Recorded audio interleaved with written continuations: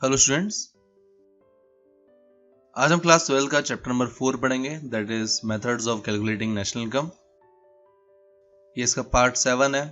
Remaining part के links description में given है, आप वहां जाकर के देख सकते हैं।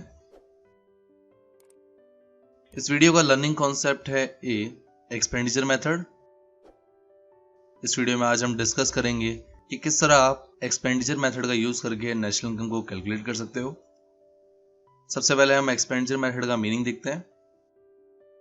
So, according to this method, national income is estimated in terms of expenditure on the purchase of final goods and services produced in the economy during an accounting year. इसका सिंपली मतलब यह है कि इसमें हम नेशनल इनकम को expenditure method के basis से कैलकुलेट करेंगे। यहाँ पर आपको याद रखना है कि एक्सपेंडिचर मेथड में आपके टोटल 4 कंपोनेंट हैं, जिसमें फर्स्ट है प्राइवेट फाइनल कंजम्पशन एक्सपेंडिचर, जिसे सी से नोट किया जाता है। Second is government final consumption expenditure, जिसे जी से नोट किया जाता है। थर्ड इज इन्वेस्टमेंट एक्सपेंडिचर, जिसे आई से नोट किया जाता है।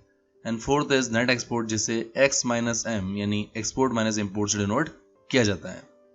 तो यहाँ पर बेसिकली हम इन चारों एक्सपेंडिचर को जोड़ते हैं। जब आप इन चारों एक्सपेंडिचर को ऐड करते हैं तो उससे जो अमाउंट आता है उसे gross domestic product at market price कहा जाता है, जिसे हम शॉर्ट में जीडीपी एट एमपी लिखते हैं। इस मेथड से हम सबसे पहले जीडीपी एट एमपी को कैलकुलेट करते हैं एंड देन हम उसे कन्वर्ट करते हैं एनएनपी एट एफसी में। और आपको पता होना चाहिए कि एनएनपी एट एफसी को ही हम नेशनल इनकम कहते हैं। तो इस मेथड में हम सबसे पहले जीडीपी एट एमपी को कैलकुलेट करते हैं by using expenditure method and then उसे कन्वर्ट करते हैं नेशनल इनकम में, which is NNP at FC. तो यहाँ हम कह सकते हैं कि एक्सपेंडिचर मेथड के थ्रू सबसे पहले आप जीडीपी एट एमपी को कैलकुलेट करेंगे, जिसमें आप चारों एक्सपेंडिचर को ऐड कर देंगे।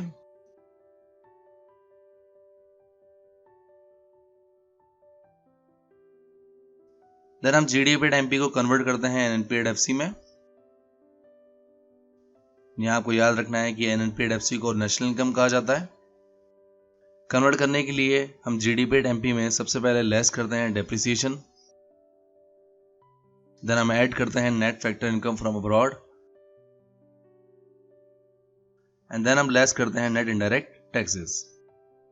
ऐसा करने से आपकी GDP at MP NNP at FC में कन्वर्ट होती है, जिसे हम नेशनल इनकम कहते हैं। तो ये आपका फॉर्मूला है एक्सपेंडिचर मेथड के थ्रू नेशनल इनकम को कैलकुलेट करने का।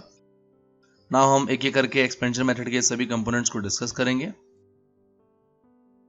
इसमें सबसे पहला कंपोनेंट है प्राइवेट फाइनल कंजम्पशन एक्सपेंडिचर, जिसे हम सी से नोट करते हैं। इसका मीनिंग है it refers to expenditure on final goods and services by the individuals, household and private non-profit institution serving household like schools, clubs, charitable hospitals, helpage, etc. इसका मतलब है कि वो एक्सपेंडिचर जो फाइनल गुड्स एंड सर्विसेज पर एक individual या एक हाउस होल्ड या एक नॉन प्रॉफिट ऑर्गेनाइजेशन स्पेंड करता है, जिसके अंदर हम schools, club, charitable hospitals, HelpAge etcetera इन सबको इंक्लूड करते हैं। तो उन सभी एक्सपेंडिचर को हम अगर ऐड अप कर देंगे तो उससे जो अमाउंट आएगा उसे हम प्राइवेट फाइनल कंजम्पशन एक्सपेंडिचर कहते हैं। तो यहाँ सिंपली मतलब ये हुआ कि एक इंडिविजुअल अगर फाइनल गुड्स एंड सर्विसेज पर खर्चा करता है तो उस खर्चे को हम प्राइवेट फाइनल कंजम्पशन एक्सपेंडिचर कहेंगे। साथ ही आपको याद रखना है कि एक हाउस होल्ड टोटल इन 4 कैटेगरीज पर एक्सपेंडिचर करता है, जिसमें फर्स्ट है एक्सपेंसेस ऑन ड्यूरेबल गुड्स, जिसमें टीवी, कार एंड कंप्यूटर को इंक्लूड किया जाता है। Second is expenses on semi durable goods, जिसके अंदर क्लोथ, फर्नीचर एंड क्रॉकरी को इंक्लूड करते हैं। Third is expenses on non durable goods, जिसके अंदर फूड एंड बेवरेजेस को इंक्लूड किया जाता है। And fourth is expenses on services, जिसके अंदर हम ट्रांसपोर्टेशन एंड मेडिकल को इंक्लूड करते हैं। तो अगर एक इंडिविजुअल या फिर एक हाउस होल्ड या फिर एक नॉन प्रॉफिट ऑर्गेनाइजेशन इन सभी कैटेगरीज के गुड्स पर एक्सपेंडिचर करती है तो उसको जोड़ने से जो अमाउंट आएगा उसी को हम प्राइवेट फाइनल कंजम्पशन एक्सपेंडिचर कहेंगे, जिसे आप सी से डिनोट करते हैं। ये आपका फर्स्ट कंपोनेंट है एक्सपेंडिचर मेथड का। देन आपका सेकंड कंपोनेंट है गवर्नमेंट फाइनल कंजम्पशन एक्सपेंडिचर, जिसे हम जी से डिनोट करते हैं। इसका मीनिंग है कि it refers to expenditure on final goods and services by the government. It consist of expenditure on administration, defence, expenditure on maintenance of law and order, expenditure on social welfare services, education, sanitization etcetera. इसका मतलब है कि जब एक government final goods and services पर expenditure करती है तो उस एक्सपेंडिचर के टोटल को हम गवर्नमेंट फाइनल कंजम्पशन एक्सपेंडिचर कहते हैं। यहाँ आपको याद रखना है कि गवर्नमेंट इन डिफरेंट प्रोजेक्ट्स पर खर्चा करती है, जिसके अंदर हम एडमिनिस्ट्रेशन को इंक्लूड करते हैं, डिफेंस को इंक्लूड करते हैं, expenditure on maintenance of law and order को इंक्लूड करते हैं, expenditure on social welfare services को इंक्लूड करते हैं, एजुकेशन एंड सैनिटेशन को भी इसी के अंदर इंक्लूड किया जाता है।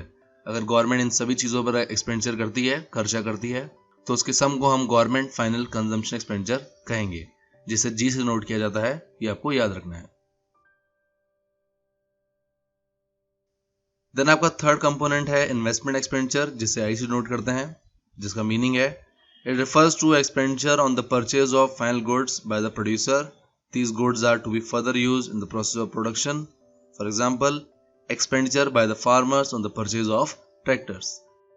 इसका मतलब है कि जब एक प्रोड्यूसर फाइनल गुड्स परचेज करता है तो उसके थ्रू की गई परचेज को हम इन्वेस्टमेंट एक्सपेंडिचर कहते हैं। यहाँ आपको याद रखना है कि जब एक प्रोड्यूसर फाइनल गुड्स को परचेज करता है तो उसका मोटिव जो है उससे प्रोडक्शन करना होता है। तो ये हम कह सकते हैं कि जब भी एक प्रोड्यूसर फाइनल गुड्स को परचेज करता है तो उसको परचेज करने पे जो वो खर्चा करता है, जो एक्सपेंडिचर करता है, उसी के सम को हम इन्वेस्टमेंट एक्सपेंडिचर कहते हैं। एग्जाम्पल के लिए अगर एक फार्मर ट्रैक्टर परचेज करता है तो फार्मर यहाँ प्रोड्यूसर है जो ट्रैक्टर परचेज कर रहा है, जहाँ ट्रैक्टर आपका फाइनल गुड्स होगा, तो उसी एक्सपेंडिचर को हम इन्वेस्टमेंट एक्सपेंडिचर कहेंगे। फर्दर आपको ये भी याद रखना है कि इन्वेस्टमेंट एक्सपेंडिचर को दो कैटेगरीज में डिवाइड किया गया है, जिसमें फर्स्ट है fix investment and second is inventory investment. इन दोनों के बारे में डिस्कस हम चैप्टर नंबर 2 में भी कर चुके हैं, which is basic concepts of macroeconomics. यहाँ पर भी मैं इन चीज़ों को वापस से एक्सप्लेन कर रहा हूँ। सबसे पहले हम फिक्स इन्वेस्टमेंट का मीनिंग देखते हैं, which is fix investment refers to expenditure by the producer on the purchase of fixed assets or capital goods like plant and machinery. इसका मतलब है कि जब एक प्रोड्यूसर फिक्स एसेट्स को परचेज करता है तो उस पर किए गए खर्चे को हम फिक्स इन्वेस्टमेंट कहते हैं। फॉर एग्जांपल, अगर एक प्रोड्यूसर प्लांट एंड मशीनरी को परचेज करता है तो ये उसके लिए कैपिटल गुड्स होंगे, और जब एक प्रोड्यूसर कैपिटल गुड्स को परचेज करता है तो उसी को हम फिक्स इन्वेस्टमेंट कहते हैं। साथ ही आपको ये भी याद रखना है कि फिक्स इन्वेस्टमेंट की टोटल 3 सब कैटेगरीज हैं, जिसमें फर्स्ट है expenditure on business fix investment. इसके अंदर जब भी एक प्रोड्यूसर मशीन्स को परचेज करता है, प्लांट्स को परचेज करता है, तो उसे हम कहते हैं expenditure on business fix investment. Second is expenditure on residential houses. इसमें जब एक हाउस होल्ड घर बनाने के लिए, कंस्ट्रक्शन करने के लिए एक्सपेंडिचर करता है तो उसे हम एक्सपेंडिचर ऑन रेजिडेंशियल हाउसेस कहते हैं। And third is government expenditure on public fix investment. इसके अंदर अगर गवर्नमेंट रोड्स बनाने के लिए या फिर ब्रिजेस बनाने के लिए एक्सपेंडिचर करती है तो उसे हम government expenditure on public fix investment कहते हैं। तो ये फिक्स इन्वेस्टमेंट की 3 कैटेगरीज हैं जो आपको अच्छे से याद रखना है। देन आपका सेकंड पॉइंट है इन्वेंटरी इन्वेस्टमेंट, जिसका मीनिंग है it refers to change in stock during the year. It is calculated by taking the difference between the closing stock and the opening stock of the year. इसका मतलब है कि during the year अगर आपके stock में कोई भी change होता है तो उसे ही इन्वेंटरी इन्वेस्टमेंट कहा जाता है, और इन्वेंटरी इन्वेस्टमेंट को कैलकुलेट करने का फॉर्मूला होता है closing stock minus opening stock. इन दोनों के बारे में हम पहले भी डिस्कस कर चुके हैं, तो आई होप आपको और अच्छे से समझ आ गया होगा। और इस तरह आपका थर्ड कंपोनेंट कंप्लीट होता है। देन आपका लास्ट कंपोनेंट है एक्सपेंडिचर मेथड का नेट एक्सपोर्ट, जिसे हम x माइनस एम से डिनोट करते हैं। इसका मतलब है कि net export refers to the difference between export and import during an accounting year. इसका मतलब है कि अगर आप एक्सपोर्ट में से इंपोर्ट को लेस कर दो तो जो डिफरेंस आता है उसी को हम नेट एक्सपोर्ट कहते हैं। यहाँ आपको ये भी याद रखना है कि जो x है उसे एक्सपोर्ट कहते हैं और जो m है उसे इंपोर्ट कहते हैं। अगर आप x में से m को लेस करोगे, यहाँ आप कहें कि एक्सपोर्ट में से इंपोर्ट को लेस करोगे, तो जो अमाउंट आएगा उसी को नेट एक्सपोर्ट कहते हैं। द नेक्स्ट इज कि exports are an expenditure by the foreigners on the domestically produced final goods and services, while imports are an expenditure on the goods and services produced abroad. While expenditure on the domestically produced goods and services is added to total expenditure in the economy during an accounting year, expenditure on import is deducted.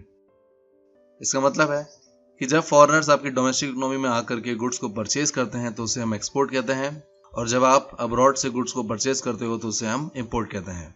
साथ ही जब आप export करते हो तो उसे हम total expenditure में add करते हैं, और जब आप इंपोर्ट करते हो तो उसे हम टोटल एक्सपेंडिचर में से लेस करते हैं।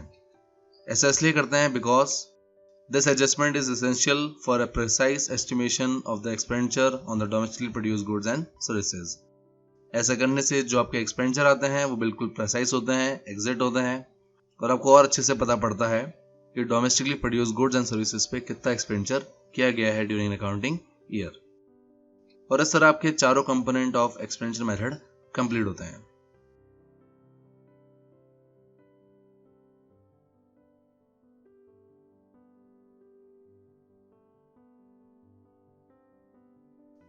एक्सपेंडिचर मेथड को याद करने के लिए आप इस डायग्राम को भी याद रख सकते हैं। इसमें सिंपली हम चारों कंपोनेंट को ऐड करते हैं एंड देन उससे जो अमाउंट आता है उसे हम जीडीपी एट एमपी कहते हैं।